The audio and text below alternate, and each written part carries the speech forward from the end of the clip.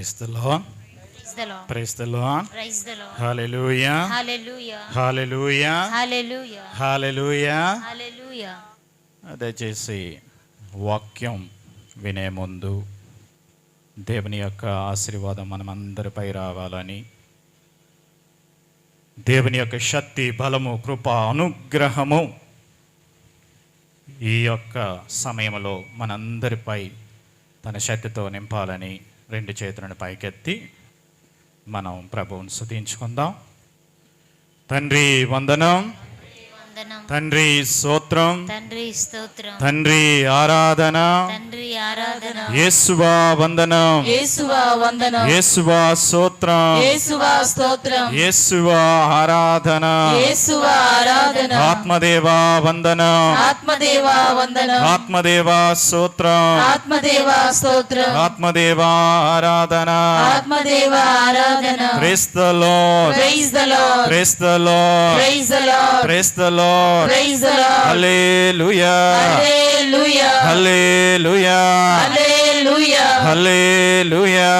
Hallelujah. యేసువా, యేసువా, యేసువా, యేసువా, ఓ యేసు ప్రభువా, ఓ యేసు ప్రభువా, ఓ యేసు ప్రభువా, ఓ యేసు ప్రభువా, ఓ యేసు ప్రభువా, ఓ యేసు ప్రభువా, నీ ఆత్మతో, నీ ఆత్మతో, నీ శక్తితో, నీ శక్తితో, నీ బలముతో నీ బలముతో మమ్మ నింపండి దేవా, మమ్ము నింపండి దేవా, మమ్మల్ని నడిపించండి దేవా. మమ్మల్ని నడిపించండి దేవా. యేసు ప్రభువా, యేసు ప్రభువా, ఓ యేసు ప్రభువా, ఓ యేసు ప్రభువా, యేసు ప్రభువా, యేసు ప్రభువా, మా రోగములను, మా రోగములను, మా ఆర్థిక సమస్యలను, మా ఆర్థిక మా సమస్యలను, శారీరక మానసిక వేదనలను మా శారీరక మానసిక వేదనలను తీసివేయండి దేవా, తీసివేయండి దేవా, తీసివేయండి దేవా. తీసివేయండి దేవా. యేసు ప్రభువా, యేసు ప్రభువా, యేసు ప్రభువా. యేసు ప్రభువా. Praise the lord. Praise the lord. బాగున్నారా? ప్రేమైన క్రైస్తవ సహోదరి సహోదరులారా, చెప్పబోతున్నటువంటి ప్రసంగం ఏం చెప్పబోతానో ముందే మీకు అదే టేబుల్ అప్ కంటేన్ అంటారు కదా, అది ముందుగా మీకు తెలియజేస్తూ ఉన్నాను. ఈరోజు నాకు ఇచ్చినటువంటి ఈరోజు మనం ధ్యానించుకుంటున్నటువంటి అంశం ఏమిటంటే వృద్ధాప్యం దేవుడిచ్చిన వరము అనే అంశాన్ని మనం ధ్యానించుకుంటున్నాం. ఈరోజు మనం వృద్ధాప్యం దేవుడిచ్చిన వరమా కాదా అనే అంశాన్ని వాక్యాల ద్వారా బైబిల్లో ఉన్న కొంతమంది మహానుభావుల ద్వారా తెలుసుకుందాం, అవునా కాదా అని. ఎలా దేవుని యొక్క వరమో కాదో తెలుసుకుందాం. అదేవిధంగా వృద్ధాప్యములో ఉన్నప్పుడు ఇంటి దగ్గర ఉన్నటువంటి పిల్లలుగా ఉన్నటువంటి మన ఇంటిలో ఉన్నటువంటి అమ్మ నాన్న కానీ మన పెద్దలు అమ్మమ్మ మరియు నాన్నమ్మ ఉంటారు కదా, వాళ్ళకు ఉన్న వృద్ధాప్యంలో వాళ్ళు ఏ విధంగా ఉంటారు, వాళ్ళు పడుతున్నటువంటి బాధలు ఏమిటి అనే అంశాన్ని పిల్లలుగా మనం ఏం చేయగలమో వారి కోసం అనే అంశాన్ని ధ్యానించుకుంటాం. అదేవిధంగా మనం 31వ తారీఖున పండుగ చేసుకోబోతున్నాం. ఎవరి పండుగ? క్రైస్తవుల సహాయ మాత మనకి ఎలా సహాయం చేయగలదు అని చివరిగా మరి మాత గురించి 2 మొక్కలు చెప్పి ఈ ప్రసంగాన్ని ముగిస్తాను. అయిపోయిందిగా? Praise the lord. Praise the lord. Praise the Lord. ప్రేమైన క్రైస్తవ సహోదరి సహోదరులారా, వృద్ధాప్యం దేవుడిచ్చిన వరం, అవునా కదా?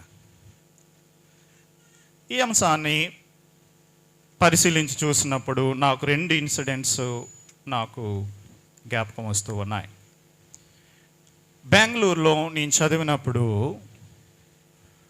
ఒక 65 ఏళ్ళు దాటినటువంటి ఒక ఆయన నా దగ్గరికి వచ్చి, ఫాదర్ గారండి, నాకు ఉండడానికి ఏదైనా ఆశ్రయం కల్పిస్తారా, ఉండడానికి కాస్త చోటిస్తారా అని అడిగారు. అడిగినప్పుడు నేను అన్నాను, నువ్వెవరవో నాకు తెలియదు, నువ్వెక్కడి నుండి వచ్చావో నాకు తెలియదు, అలాంటప్పుడు నీకు ఎలాగా ఆశ్రయం ఇవ్వగలను అని అంటే చాలా దీనతతో అడుగుతూ ఉన్నాడు, ఫాదర్ గారండి ఎలాగైనా నాకు ఆశ్రయం కల్పించండి, నేను చాలా ఇబ్బందుల్లో ఉన్నానని అడుగుతూ ఉన్నారనమాట. అయితే ఆయన అడిగిన విధానాన్ని చూసి పాపం తనకి నిజంగా ఉండడానికి కావాలి ఒక స్థలం అని, అక్కడ అపార్ట్మెంట్లు ఉంటే వారితో నువ్వు రెంట్ కట్టుకొని ఇక్కడ ఉండవచ్చు, ఎందుకంటే నీ గురించి నాకు పూర్తిగా తెలియదు కాబట్టి నీ యువర్ ఓన్ రిస్క్ ఇక్కడ ఉండు అని చెప్పి విడిచిపెట్టి వెళ్ళిపోయాను. కొన్ని రోజుల తర్వాత తన పూజకు వచ్చేవారు అన్నీ వచ్చిన తర్వాత పరిశీలించి చూస్తే ఆ వ్యక్తి హైలీ క్వాలిఫైడ్ వ్యక్తే, బాగా చదువుకున్నటువంటి వ్యక్తి, ఇంటి నుండి పారిపోయి వచ్చాడు. సాధారణంగా ఎవరు పారిపోతారు? ఇంటి నుండి ఎవరు పారిపోతారన్నా? పిల్లలు ఈయన ఇంటి నుండి పారిపోయి కుటుంబానికి దూరంగా ఉండాలి అని వచ్చాడు. అప్పుడు మరికొన్ని అంశాలు తెలుసుకున్న తర్వాత ఆయన తప్పు కొంత ఉంది, కుటుంబస్తులు కొంత తప్పు, వారు కూడా కొన్ని తప్పులు చేసి ఉన్నారు. అందువల్ల ఆయన ఇల్లు వదిలేసి వచ్చేసాడు. తర్వాత వాళ్ళని పిలిచి సావధానపరిచి ఆయన తన ఇంటికి తీసుకెళ్ళడం జరిగింది. అదేవిధంగా ఇంకొక విషయం ఏంటంటే,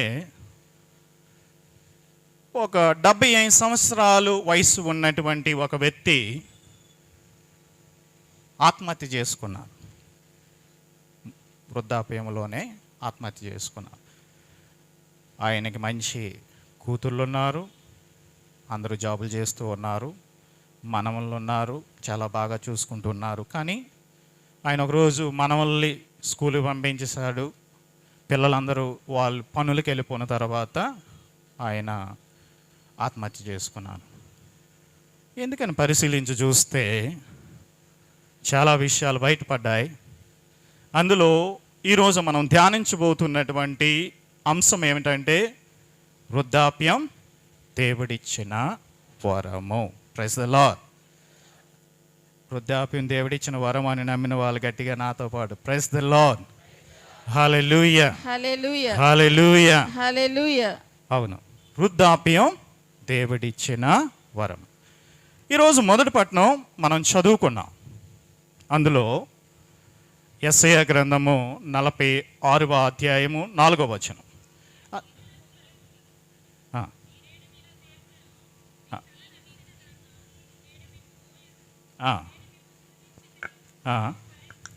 ఓకే, ఇక్కడ 3 విషయాలు ప్రభు చెప్తూ ఉన్నారు. వృద్ధులుగా ఉన్నవారికి, మరి వయసు మళ్ళినటువంటి వ్యక్తులకు ప్రభు 3 విషయాలు చెప్తూ ఉన్నారు. మిమ్మును మోయిదును, నేను మిమ్ము సృజించి తిని మిమ్ము భరింతును, మిమ్ము మోయిదును రక్షింతును అని ప్రభు పలుకుతున్నారు.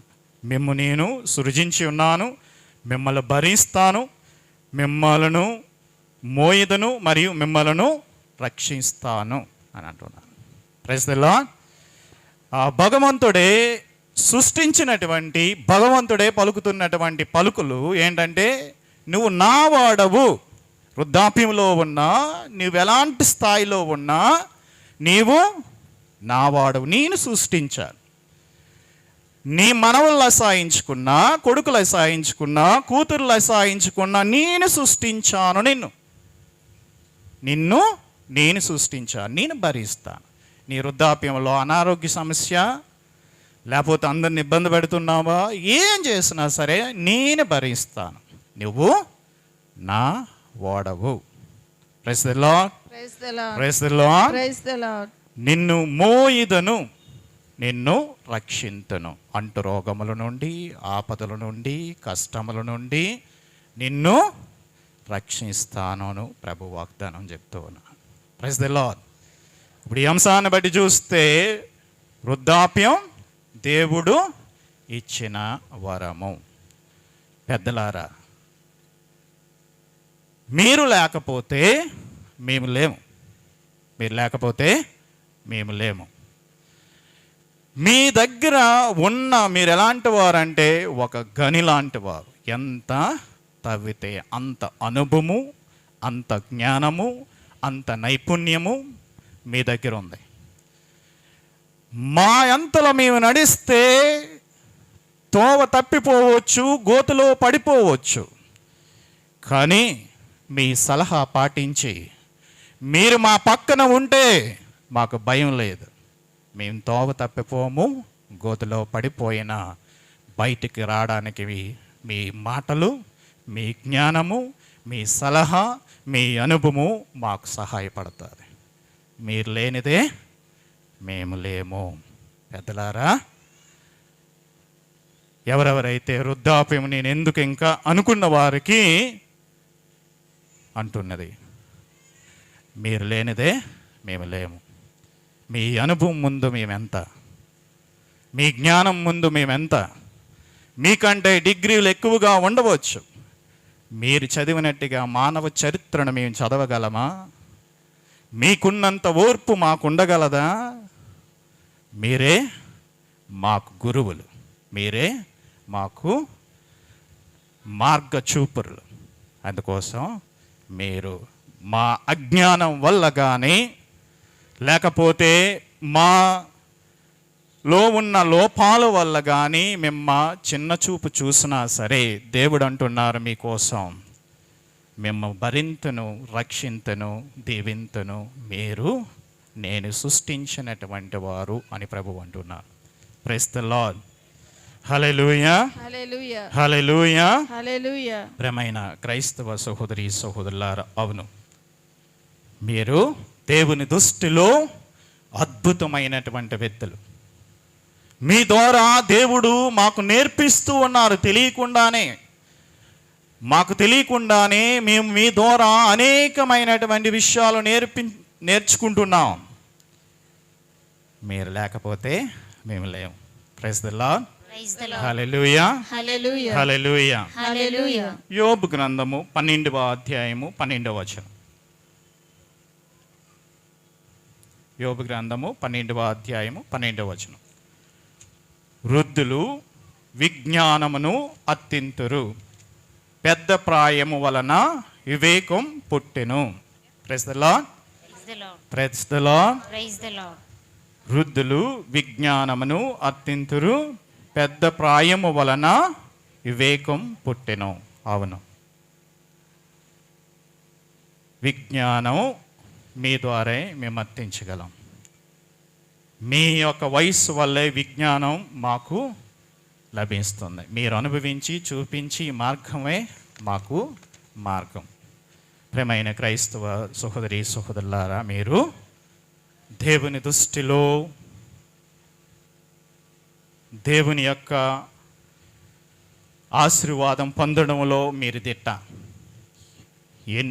జీవితంలో ఎన్ని లోటుపాటలు చూసుంటారు, జీవితంలో ఎన్ని ఒడిదుడుకులు చూసుంటారు.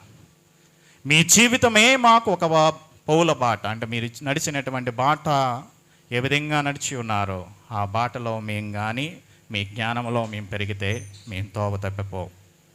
అందుకోసం మీరు దేవుని దృష్టిలో దేవుని యొక్క వరం పొందినటువంటి వ్యక్తులు.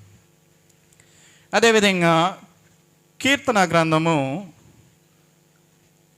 71వ అధ్యాయము 18వ వచనం చూద్దాం. ఎవరైనా గట్టిగా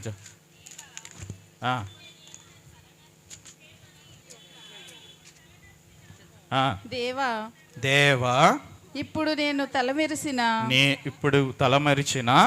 ముదుసులైన ఉండగా నీవు నన్ను విడనాడవలదు.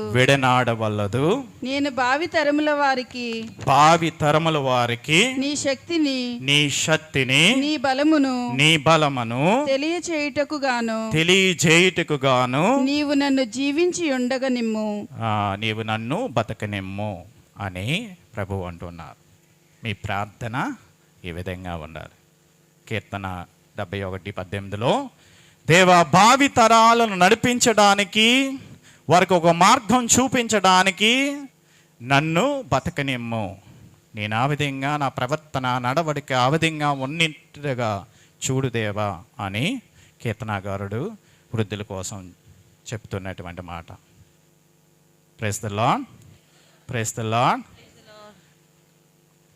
కొరింథీయులకు రాసిన 4వ అధ్యాయం 16వ వచనం. కొరింథీయులకు రాసిన 4వ అధ్యాయం 16వ వచనం. ఎవరైనా మైకున్నాళ్ళు చదువుతారా? ఇందువలననే మేము ఎన్నడను నేనెన్నడను నిరుత్సాహపడము. మేము భౌతికముగా క్షీణించి ఉన్నను ఆధ్యాత్మికంగా దినదినము నూతనత్వమును పొందుచున్నాము. Praise the lord, praise the lord, praise the lord. Praise the Lord. ప్రతి ఒక్క ప్రాయం అయిపోతుంది, వయసు అయిపోతుంది అని వారికి ఇది ఒక సువార్త. పౌలు గారు అంటున్నారు, మేము శారీరకంగా కృంగుతూ ఉన్నా, వయసు మల్లుతూ ఉన్నా, ఆధ్యాత్మికంగా మేము ఎదుగుతూ ఉన్నామని మీరు గర్వంగా చెప్పుకోవచ్చు. ప్రియమైన క్రైస్తవ సహోదరి సహోదరులారా, వృద్ధాప్యం దేవుడిచ్చిన వరము. ఎందుకంటే వృద్ధాప్యములోనే బైబిల్లో మనం చూసుకుంటే అనేక మంది అనేక అద్భుతాలు చేసి ఉన్నారు. మనందరికీ విశ్వాసానికి పితామహుడైనటువంటి ఒక వ్యక్తి ఉన్నారు. ఎవరు? అబ్రహాం. దేవుడు ఆయన్ని దీవించడం పర్సనల్గా మరియు వారి జాతి అందరికీ వరంగా మారేది ఎప్పుడు? ఎన్ని సంవత్సరాలు అయినప్పుడు? 75 సంవత్సరాలు అయినప్పుడు ఆయనతో ఒడంబడిక చేసుకుంటున్నారు. ప్రభు, ఇదిగో ఇక నుంచి నీ సంతానము నీ ద్వారా అనేక అద్భుతాలు చేస్తావు. ఇదిగో నీకు ఇప్పుడు నేను వరమిస్తూ ఉన్నాను, దీవిస్తూ ఉన్నాను అని అబ్రహాముని అనేక విధాలుగా దీవించి ఉన్నారు. పెద్దగా ఎలాబరేట్ చేయడం నాకు ఇష్టం లేదు, ఎందుకంటే మీకు తెలిసింది అది ఆ స్టోరీ మొత్తం. అబ్రహాముని ఏ విధంగా దేవుడు నడిపించి ఉన్నారు, దీవించి ఉన్నారు, కాపాడి ఉన్నారు, ఆశీర్వదించి ఉన్నారని. పెద్దలారా, మీలో చాలామంది అబ్రహాములు ఉన్నారు ఇక్కడ, అవునా కదా? మీతో దేవుడు మాట్లాడినటువంటి రోజులు ఉన్నాయి. మీ మనవలు మీ దగ్గరికి వచ్చి, తాతయ్య మా కోసం ప్రార్థించు అని అడిగినప్పుడు మీరు ప్రార్థించగా మీ మనవలు కష్టాల్లో నుండి, బాధల్లో నుండి బయటకు వచ్చిన రోజులు ఉన్నాయి. మీ కుటుంబానికి మీరే అబ్రహాం, మీ కుటుంబానికి మీరే ఒక Abraham. Praise the lord, praise the lord. అదేవిధంగా రెండో వ్యక్తి మీ అందరికీ తెలిసినటువంటి వ్యక్తే మోసే. ఆయన వయసు ఎంత పిలిచినప్పుడు? ఈ యొక్క మోసే గారి వయసు ఎంత? 80 సంవత్సరాలు. 40 సంవత్సరాలు ఉన్నప్పుడు ఆయన పిలిచారు. తర్వాత 40 సంవత్సరాలు ఆయన మామ దగ్గర గొర్రెలు కాపరిగా ఉన్నాడు. తర్వాత 40 సంవత్సరాలు ఆయన ఇజ్రాయేల్ ప్రజలను నడిపించి ఉన్నారు. ఆయన వయసు ఎంత?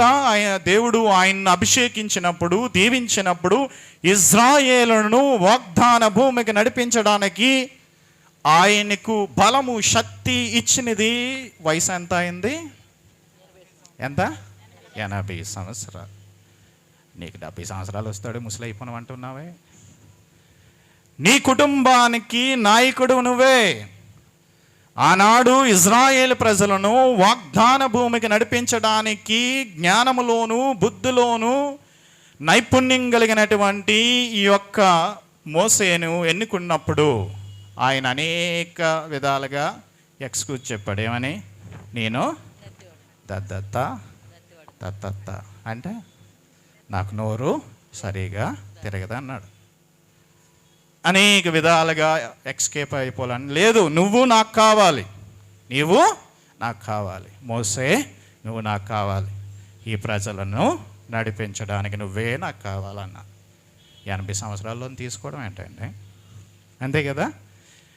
ఈరోజు ఎంతమంది మోసేలు ఉన్నారో ఇక్కడ ఈ సంఘాన్ని నడిపించడానికి, మీ కుటుంబాలను నడిపించడానికి, మీ బంధువుల కుటుంబాలను దేవుని వైపు నడిపించడానికి ఎంతమంది మోసేలు ఉన్నారో లేరా?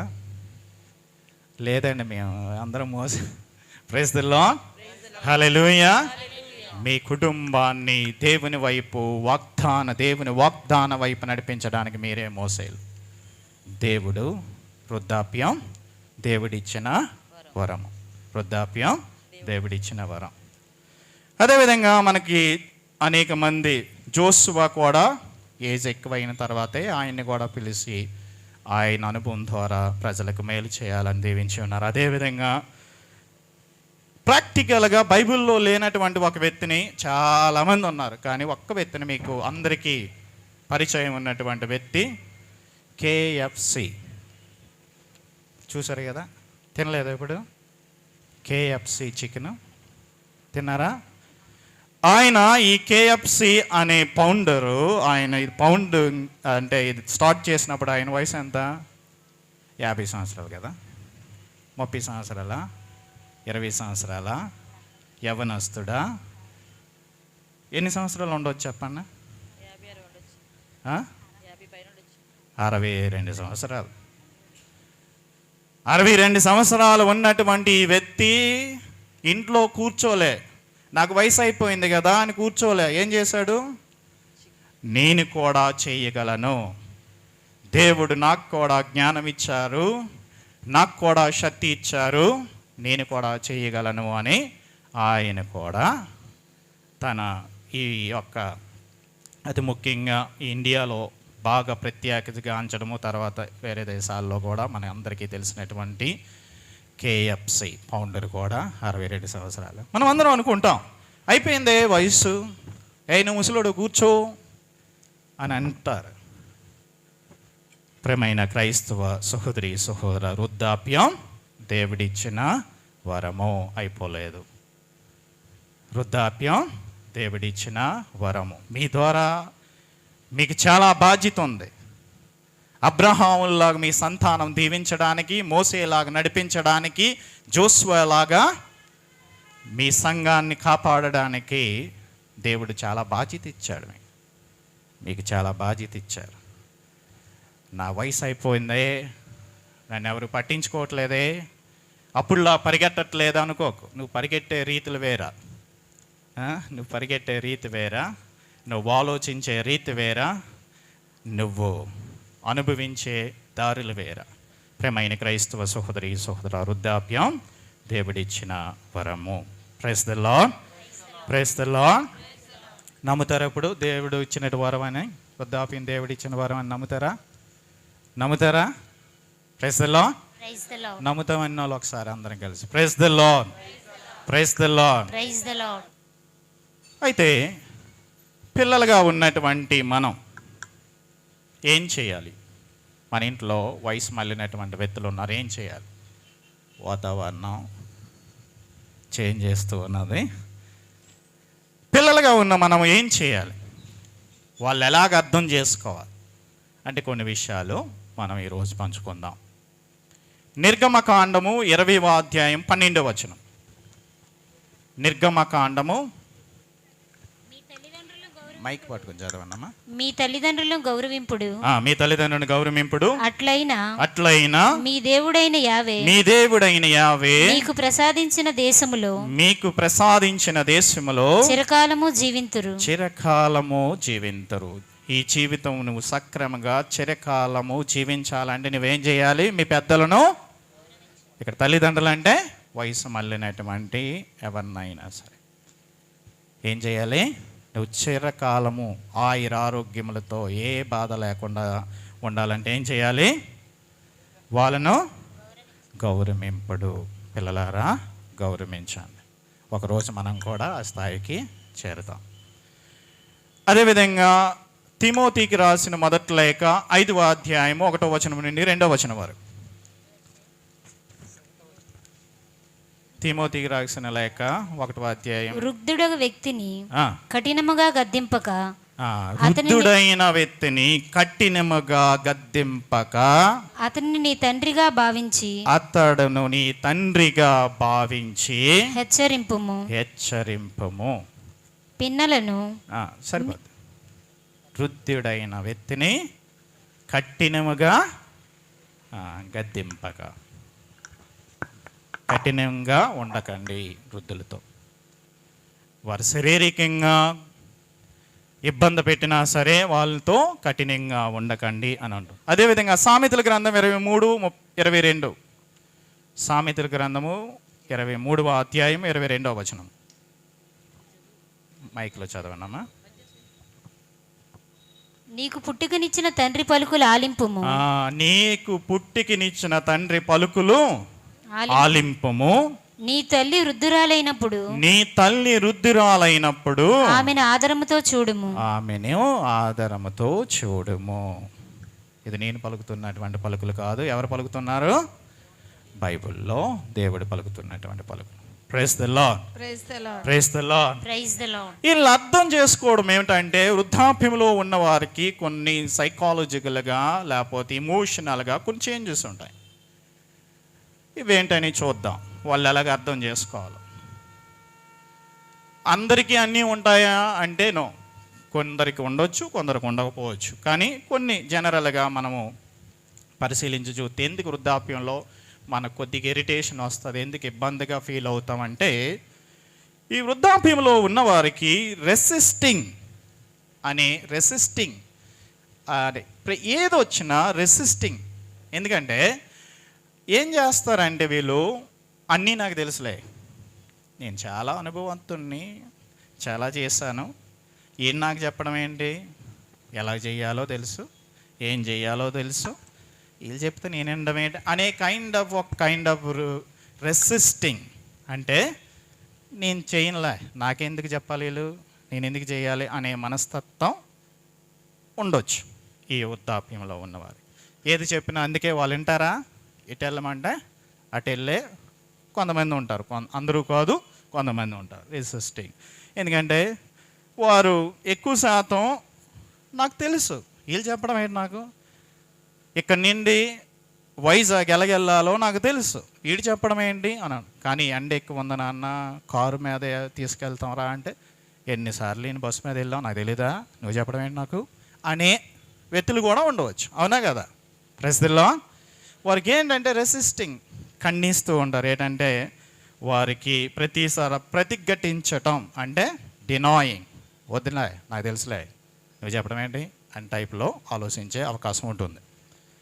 అదేవిధంగా వారికి ఎక్కువగా గిల్ట్ ఫీలింగ్ ఉంటుంది. గిల్ట్ ఫీలింగ్ ఎలాగా ఉంటుంది? నేను ఆరోగ్యంగా ఉన్నప్పుడు అది చేయవలసిందే, ఇది చేయవలసిందే, నేను బాగా చదువుకోవాల్సిందే, లేకపోతే నా బిడ్డలను బాగా చదివించవలసిందే అని ఒక రకమైనటువంటి గిల్ట్ ఫీలింగ్ వీళ్ళకుంటుంది. అందరికీ అంటే కాదు, కొంతమందికి గిల్ట్ ఫీలింగ్ కూడా ఉంటుంది. అయ్యో నేనేమి చేయలేకపోతున్నానా, వీళ్ళకి చేస్తే బాగుండు, అప్పుడు అలా చేస్తే బాగుండు, ఇలా చేస్తే మన గిల్ట్ ఫీలింగ్ ఉంటుంది. అదేవిధంగా వీళ్ళకి లూజింగ్ హోప్ అంటే ఏముంటుంది? విశ్వాసాన్ని కోల్పోతుంటారు. ఇంకెందుకులే, అంతా అయిపోయిందిలే, నా జీవితం అయిపోతుందిలే, కొన్నాళ్ళు అయితే నేను ట్రాన్స్ఫర్ అయిపోయి వెళ్ళిపోతున్నాను జీవితాంతం ఈ లోకాన్ని వదిలి. అలాంటి లూజింగ్ హోప్ అనే లక్షణాలు కూడా వీళ్ళకి కనబడుతూ ఉంటాయి, లూజింగ్ హోప్. అదేవిధంగా నాలుగోది వీళ్ళకి ఏంటంటే లోన్లీనెస్. నువ్వు మీ తల్లిదండ్రుల ఇంట్లో ఎట్టేసి వెళ్ళిపోతుంటే వాళ్ళు ఒంటరిగా ఫీల్ అవుతారు. వాళ్ళకి దగ్గరగా ఉన్న వాళ్ళతో పాటుగా ఆఫీసులో పనిచేసి రిటైర్ అయిపోయిన వాళ్ళు ఎవరు చనిపోయినా సరే, అయ్యో నేను కూడా ఒక రోజు వెళ్ళిపోతున్నా అని లోన్లీగా ఫీల్ అవుతూ ఉంటారు ఎక్కువ శాతం. ఈ యొక్క వృద్ధాప్యంలో ఉన్నవారు వారికి దగ్గరగా ఉండడానికి ప్రయత్నిద్దాం. అదేవిధంగా ల్యాక్ ఆఫ్ ట్రస్ట్ అంటే ఎవరిని అతిగా నమ్మరు. ఎవరైనా ఉన్నారు ఇలాంటి వాళ్ళ? వదిలేండి, చేతులు ఎద్దద్దు. ఎక్కువ శాతం ట్రస్టింగ్, ఎందుకు ఈ మనవడు వస్తున్నాడు నా దగ్గరికి, నేను చనిపోతే నా ఆడవాళ్ళు అయితే నా ఏదో వడ్డానం తీసుకోవడానికి వస్తున్నారేమో, వీళ్ళు ఎందుకు వస్తున్నారు, వాళ్ళు ఎందుకు వస్తున్నారు, ఆమె ఏంటి ఈ కొడుకు ఎంత బాగా చూసేస్తున్నాడు, ఇప్పుడు వరకు చూడలేదు ఇప్పుడు చూసేస్తున్నాడు అని కొద్దిగా వారికి ల్యాక్ ఆఫ్ ట్రస్ట్ ఉంటుంది. అంటే ఎవరిని అధికంగా నమ్మకుండా ఇలాంటి డిసోర్డర్లతో బాధపడే అవకాశం ఉంటుంది. అదేవిధంగా వారు బ్యాడ్ మెమరీస్ అంటే వారికి ఏమనిపిస్తుంది అంటే ఎప్పుడైతే వాళ్ళ జీవితంలో ఏది చేయలేకపోయారో, ఫెయిల్ అయ్యారో, ఈ వృద్ధాప్యంలో ఆ మెమరీస్ అంటే ఆ జ్ఞాపకాలు మళ్ళీ వస్తూ ఉంటాయి. ఆ జ్ఞాపకాలు మళ్ళీ వాళ్ళ జీవితంలోకి వస్తూ ఉంటాయి. వచ్చి అయ్యో ఇదేంటని వాళ్ళు ఫీల్ అవుతూ ఉంటారు. బ్యాడ్ మెమరీస్ని, అయ్యో నేను చేయలేకపోయినా, చేస్తే బాగుండి చేస్తాను. బ్యాడ్ మెమరీస్ ఏదైతే వాళ్ళకి జరిగిపోయిందో ఇంతకుముందు అది చేసి అదే ఆలోచించుకుని మూడీగా ఒక్కొక్కసారి ఉంటారు. దయచేసి అర్థం చేసుకోండి మీ పెద్దలు. అయితే మనం ఏం చేయాలండి ఇప్పుడు? వీళ్ళు ఎంకరేజ్ చేయాలి కదా, వృద్ధాప్యంలో ఉన్న వాళ్ళని అర్థం చేసుకోవడం, ఎంకరేజ్ చేయడం కూడా మనం చేయాలి. అంతే. ఈరోజు నాకు ఏమనిపించిందంటే, ఈరోజు మొదటి పట్టణంలోనే యెషయా గ్రంథం 46:4 ఆ బైబిల్ కొటేషన్ వారికి ఇవ్వండి. నీవు నా వాడవు, నిన్ను భరింతును, నిన్ను మోయిదును, నిన్ను రక్షింతును అని ఉంటుంది. దేవుడు నన్ను రక్షిస్తాడనే మనస్తత్వం వీళ్ళలో కల్పించడం.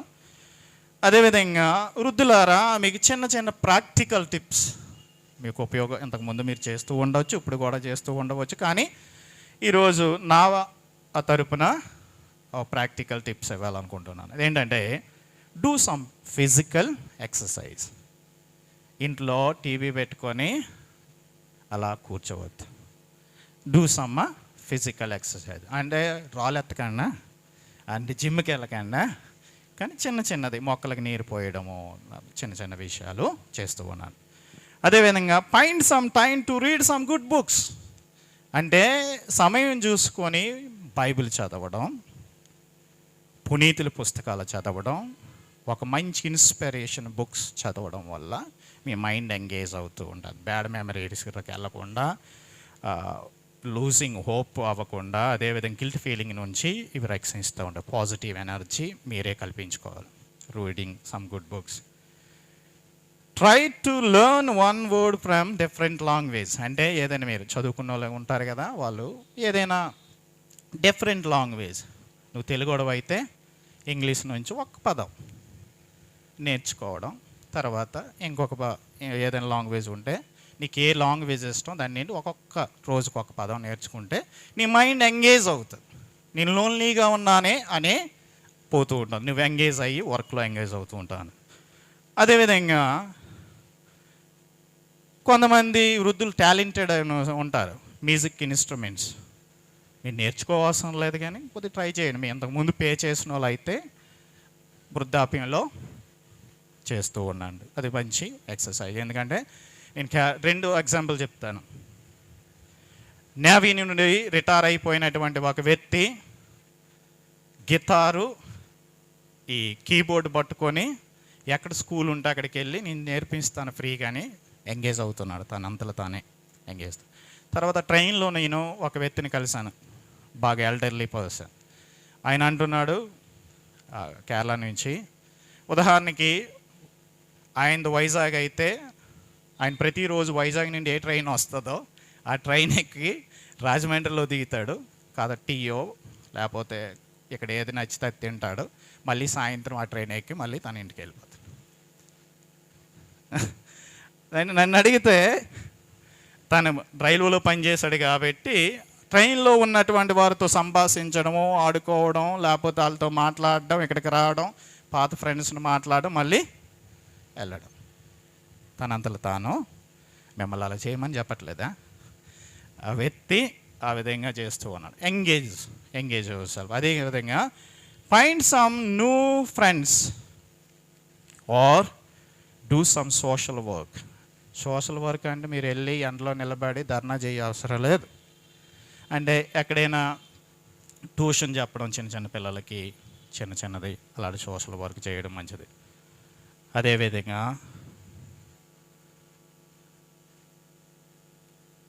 అంతకంటే ముఖ్యంగా spend some time with lord, అంటే దేవుడితో గడపడం నేర్చుకో. అప్పుడు ఇవన్నీ కూడా మీకు పోతాయి. ప్రియమైన క్రైస్తవ సహోదరి సహోదరులారా, వృద్ధాప్యం ఒక దేవుడిచ్చిన వరం అనేది మనం చూసాం. అదేవిధంగా వృద్ధులను ఎలా చూసుకోవాలని మనం చూసాం. వృద్ధుల్లో కొన్ని చేంజెస్ ఎలా ఉంటాయని మనం చూసాం. ఇప్పుడు చివరిగా క్రైస్తవుల సహాయమాత అనే పండుగను మనం జరుపుకుంటూ ఉన్నాం. ఈరోజు చదివినటువంటి సువిశేషపట్నం ఎవరైనా వెంటనే చెప్పగలరా? మర్చిపోయారా? ఏంటి ఈరోజు చదివినటువంటి సువిశేషపట్నం? యోహాను సువార్త అని తెలుసు. సారవంశం ఏంటి, నేపథ్యం ఏంటి? ఓకే, యేసు ప్రభు తాను ప్రేమించినటువంటి శిష్యుడు మరియు ఆయన తల్లి ఉండగానే యేసు ప్రభు ఆయన తల్లితో అంటున్నారు, ఇదిగో నీ శిష్యుడు. ఆ శిష్యుడు ఎవరమ్మా? ఎవరు? యోహానుని మరి తల్లికి అప్పచెప్తూ ఉన్నాను. కొందమూరులో ఇదే క్వశ్చన్ అడిగాను, ఇప్పుడు అడుగుతాను, చూద్దాం. కొందమూరులో ఒక 2 సంవత్సరాలు, 1 సంవత్సరం అవుతుంది నాకు తెలియదు, ఫాదర్ గారు పిలిచాను, నేను మర్చిపోయాను. అదే ప్రశ్న అడిగాను, ఎందుకు మరి తల్లిని యోహానికి అప్పచెప్పారు అంటే ఏదేదో ఆన్సర్ చెప్పారు. ఇప్పుడు ఈ ఆన్సర్ వినడానికి సమయం లేదు కాబట్టి నేనే చెప్తా. చాలామంది మరి తల్లికి బిడ్డలు ఉన్నారని. యూద సాంప్రదాయ ప్రకారంగా కొడుకులుంటే తన తల్లిని ఇంకొకరికి ఇవ్వడం అనేది, అప్పచెప్పడం అనేది చట్ట విరోధం. యేసుప్రభు యోహాన్కి తన తల్లిని అప్పచెప్తున్నారంటే ఆమెకి ఇంకా బిడ్డలు ఉన్నారు కదా లేరు. యూద సాంప్రదాయక ప్రకారంగా ఇంకొకరు ఉంటే వాళ్ళే చూసుకోవాలి. ఒకవేళ ఇంకా ఉంటూ ఇంకొకరికి ఇచ్చారంటే అది చట్టవిరోధమైన పనులు మన ప్రభువు చేయరు. అదేవిధంగా ప్రేమైన క్రైస్తవ సహోదరి సహోదరులారా, మరియ తల్లిని ఎందుకు యోహానికి ఇచ్చి ఉన్నారంటే, ఇక్కడ చూడండి, యేసు ప్రేమించిన శిష్యుడా లేకపోతే ఆ శిష్యుడు యేసు ప్రభుని ప్రేమిస్తూ ఉన్నాడు? అక్కడ ఎవరు ప్రేమిస్తున్నారు? ఎవరిని? యేసు ప్రభువు యోహానుని ప్రేమిస్తూ ఉన్నాడు. యోహాన్ని ప్రేమించినట్టుగా మనకి బైబిల్లో లేదు, కానీ తర్వాత వద్దాం దానికోసం. యేసు ప్రభు ప్రేమిస్తూ ఉన్నారు యోహానుని. ప్రేమిస్తూ యోహాను స్వభావం చూస్తే చాలా ఇంట్రెస్టింగ్గా ఉంటుంది. యోహాను యొక్క బిహేవియర్ ఎలాంటిదంటే, యోహాను అలాంటివాడండి అమ్మ అని అనుకోకుండా పరిశీలించవద్దాం వాక్యం ద్వారా. యోహానును ఎందుకు మరీ తల్లికి అప్పచెప్పారు అంటే, నన్ను నడిపించినటువంటి ఈ స్త్రీ, ఈ తల్లి నిన్ను నడిపిస్తుందిరా, నీకు కొన్ని అవలక్షణాలు ఉన్నాయి, ఆ అవలక్షణాలు పోవాలి, ఈమె దగ్గర కొంతసేపు ఉండగానే అన్నీ పోతాయి అని యోహాన్ని తన చేతిలో పెట్టారు. యోహాన్లో ఉన్న అవలక్షణాలు ఏమిటంటే, మార్కు సువార్త 10వ అధ్యాయం 35 నుంచి 37 వరకు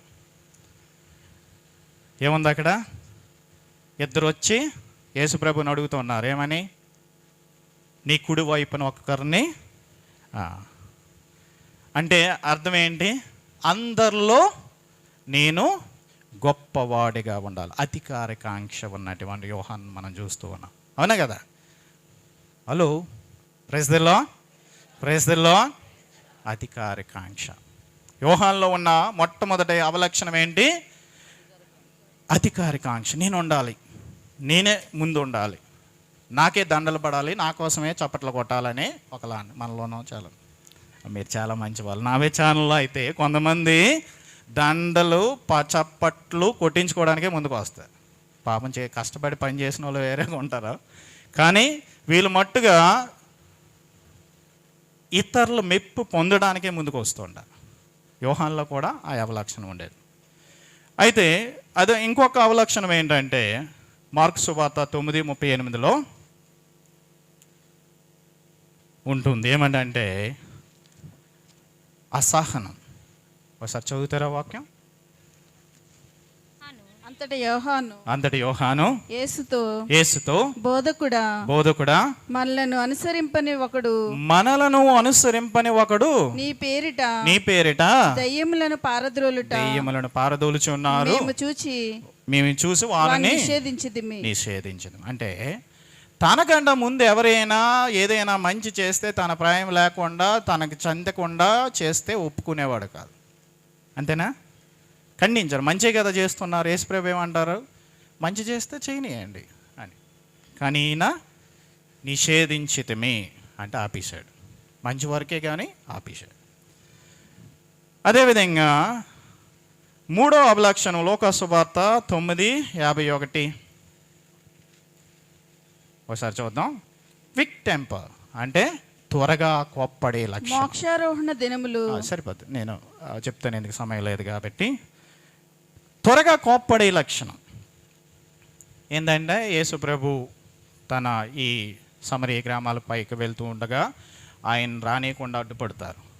అడ్డుపడుతుంటే యోహాన్ ఏమంటాడు? ఆకాశం నుండి అగ్ని రప్పించి వీళ్ళందరినీ వీళ్ళందరినీ నాశనం చేయమంటావా దేవా అని అడుగుతారు. Quick temper. ప్రియమైన క్రైస్తవ సహోదరుడు, ఇన్ని అవలక్షణాలు, ఈ 3 అవలక్షణాలు ఉన్నటువంటి ఈ యోహాను గారిని మరియ తల్లి చేతిలో పెట్టగానే మరియ తల్లి మరియు ఈ యోహాను తన ఇంటికి తీసుకొని వెళ్ళగానే ఆమె ఒళ్ళో ఊహిస్తాం, ఆమె ఒళ్ళో పడుకోబెట్టి, బిడ్డ నీవు పడుకున్నటువంటి ఒడి సాధారణమైనది కాదు, నీ గురువు యేసుప్రభు పడుకున్నటువంటి ఒడి. ఆయన నీలాగా అధికారకాంక్ష, అసహనము, త్వరగా కోప్పడే లక్షణం ఆయనకి లేదు. నువ్వు మారాల బిడ్డ, అందుకే నేను నా చేతుల్లో పెట్టారు, మారిపోవాలి అనగానే ఆమె స్వరస తగలగానే, ఆమె మాట ఆమెతో 3 రోజులు 2 రోజులు గడపగానే తర్వాత ఉత్థానమైనప్పుడు ఏం జరిగింది? ఎంతమంది పరిగెట్టారు సమాధి దగ్గరికి? సమాధి దగ్గరికి 2 శిష్యులు పరిగెడతారు. అందులో ఒకరు యోహాను, మరొకరు ఎవరు ముందెళ్ళి చూశారు సమాధిలోకి వెళ్ళి? పేతురు గారు. ఎందుకు యోహాను వెళ్ళలేదు? యోహాను గారికి మరి తల్లి చెప్పింది. యోహాను గారు ముందెళ్ళి చూసి, ఇదిగో యేసు ప్రభువును మొట్టమొదట సమాధి నుండి లేచినట్టు చూసింది నేనే అని చెప్పుకోవచ్చు. నేనే చూశాను, ఇదిగో నేను చూసి తర్వాత పేతురు గారు చెప్పాను, పేతురు గారు వెళ్ళారు, నేనే చూశాను, నాకే అదృష్టం కలిగిందని చెప్పుకోవచ్చు. కానీ సమాధి దగ్గరికి పరిగెట్టి ఆగిపోయి, అన్న నువ్వు వెళ్ళు అని పేతురు గారికి స్థానం ఇస్తున్నారు. ముందు అవలక్షణం ఏంటి? ఈ యొక్క యోహాను గారిది అధికారకాంక్ష. ఇక్కడ నా తల్లి చెప్పింది అధికారకాంక్ష మంచిది కదా, నువ్వు వెళ్ళి చూసి వచ్చి చెప్పు తర్వాత. అదేవిధంగా యోహాను సువార్తను చూస్తే 16లో మనం యోహాను సువార్త అంతా చూస్తే ఒక 16 స్థలాలలో ఆయన పేరు రాసుకోవచ్చు, ఆయన గురించే చెప్తున్నారు. కానీ ఆయన పేరు ఎక్కడ రాయకుండా అలాగ ఒక శిష్యుడు ఉండేవాడు, ఇలాగ ఒక శిష్యుడు చేశాడు అనే చెప్తున్నారు. అంటే ఆయన నాకు అధికారకాంక్ష వద్దు అని. చివరిగా ఆయన కోపిస్ట్ కదా, చివరిగా యోహాన్ని, అరే బాబు నువ్వు ప్రసంగం చెప్పిరా ప్రజలకని బయటికి తీసుకొచ్చి నిలబెడితే ఏమనేవారు? దేవుడు ప్రేమ స్వరూపి అని అయిపోయింది ప్రసంగం. అంతే చెప్పారు. ఆయన ఎప్పుడు కూడా దేవుడు ప్రేమ స్వరూపి. ఆయన అనుభవించాడు తన తల్లి ద్వారా, తర్వాత యేసు ప్రభు ద్వారా. మరి ముఖ్యంగా మరీ తల్లితో 3 రోజులు గడపగానే ఆయనలో ఉన్న అవలక్షణాలన్నీ పోయి యోహాన్ అంటే నెంబర్ 1 డిసైబుల్స్గా యోహాను సువార్తను మనకు అందించి ఉన్నారు. ఆయన ఒక పర్ఫెక్ట్ డిసైబుల్స్గా యేసు ప్రభు దృష్టిలో, మరీ తల్లి దృష్టిలో ఆయన నిలిచాడు. ప్రేమైన క్రైస్తవ సహోదరి సహోదరులారా, క్రైస్తవుల సహాయమాత మహోత్సవాన్ని జరుపుకుంటున్నాం. మనలో వృద్ధులుగా ఉన్నటువంటి మనకు అనేక అవలక్షణాలు ఉన్నాయి, అనేక అవలక్షణాలు ఉండవచ్చు. అదేవిధంగా యువకులుగా ఉన్నవారు మనకి అనేక అవలక్షణాలు ఉన్నాయి. పిల్లలుగా ఉన్న మనకి అనేక అవలక్షణాలు ఉన్నాయి. ఇవన్నీ మాయమైపోవాలి అంటే సబ్మిట్, మనము మరీ తల్లికి సమర్పించుకుందాం. అమ్మ, యోహాన్ని అవలక్షణాలు తీసావు, నీ దగ్గర ఉన్నవారికి దేవుడు ప్రేమ స్వరూపి అని చూపించావు.